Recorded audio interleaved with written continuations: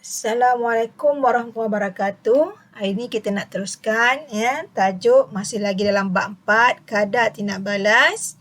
Sebelum ni kamu dah belajar mengenai 4.2 faktor yang mempengaruhi kadar tindak balas.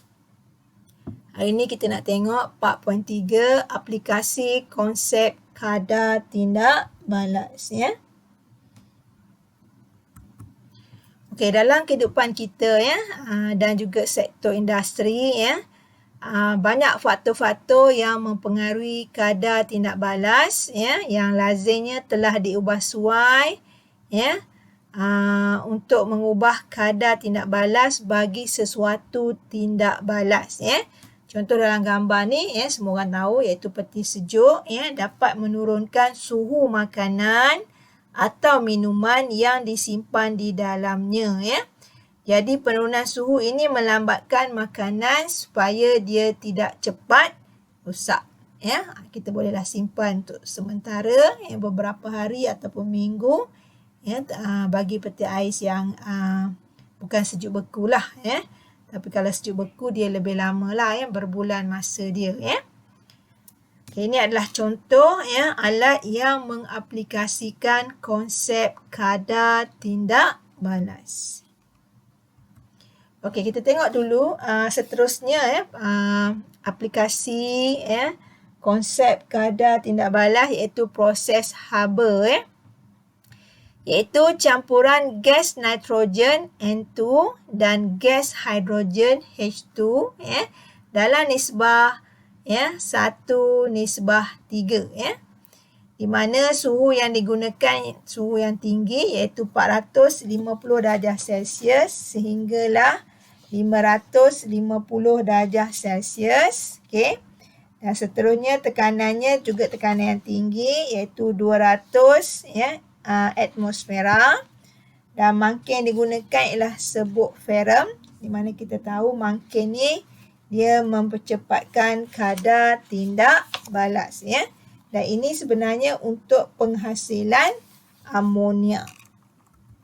Okay, ini kamu boleh tengok sendirilah carta ataupun bagaimana proses Haber ni dijalankan Jadi kita dah tengok tadi dia punya asas iaitu campuran gas nitrogen dan hidrogen pada nisbah 1:3 1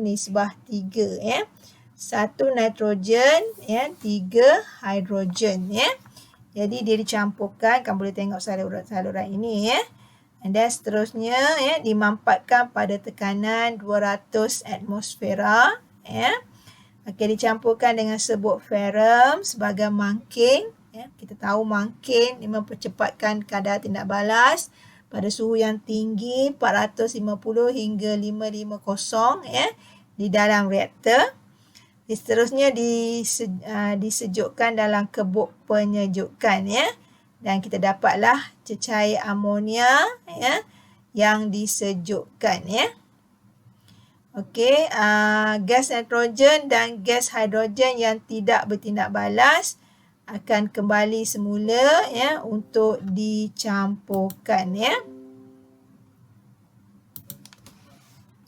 Okey, ini adalah persamaan dia lah nitrogen 1 nitrogen tambah 3 hidrogen menjadi amonia. Sibuk kimia dia adalah NH3. Okey, yang ni kena ingatlah penghasilan amonia dan apa yang dicampurkan. Okey, yang kedua adalah proses sentuh. Aplikasi yang kedua adalah proses sentuh. Di mana proses sentuh ni menggunakan sulfur dibakar dalam udara yang berlebihan untuk menghasilkan gas sulfur dioksida seperti persamaan yang inilah. Sulfur dibakar dalam oksigen menggunakan oksigen. Hasil dia SO2 sulfur dioksida Kemudian gas sulfur dioksida ni dicampurkan dengan udara yang berlebihan pada suhu 450 darjah Celsius pada tekanan 1 atmosfera dan dialirkan melalui vanadium oksida yang berfungsi sebagai mangkin ya, untuk mempercepatkan tindak balas dia bagi menghasilkan gas sulfur trioksida SO3 ya, SO3 ya. So anda boleh tengok persamaan ni lah ya. Okey, seterusnya gas sulfur trioksida ini kita larutkan dalam asid sulfurik pekat ya. Anda tengok dalam persamaan. Gas sulfur trioksida tadi SO3 tambah H2SO4 asid sulfurik pekat untuk membentuk oleum H2S2O7. Dan seterusnya oleum ni kita cairkan dengan air H2O ya, untuk menghasilkan asid sulfurik pekat. Seperti dalam persamaan ni lah ya. So itu adalah proses sentuh. Dan ini adalah gambar rajah dia lah ya. Apa yang cikgu ceritakan tadi untuk kita mendapatkan asid sulfurik pekat H2SO4 ya. Jadi anda kena ingatlah faktor-faktor yang meningkatkan kadar tindak balas bagi proses Haber dan proses sentuh ya, untuk aplikasi konsep kadar tindak balas ya. So dalam proses Haber, suhu dia adalah 450 hingga 550 darjah Celsius. Tekanan dia tinggi 200 atmosfera dan mangkinnya ialah serbuk ferrum. Manakala dalam proses sentuh untuk menghasilkan asid sulfurik pekat, proses Haber tadi untuk menghasilkan amonia ya. Suhunya ialah 450 darjah Celsius, suhu yang tinggi.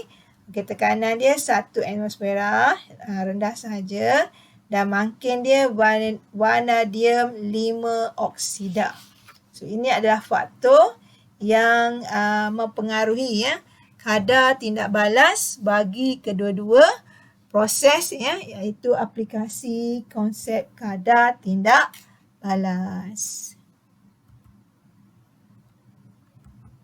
Terima kasih kerana sudi menonton. Cikgu harap video ini dapat membantu kefahaman kamu mengenai tajuk kita pada hari ini.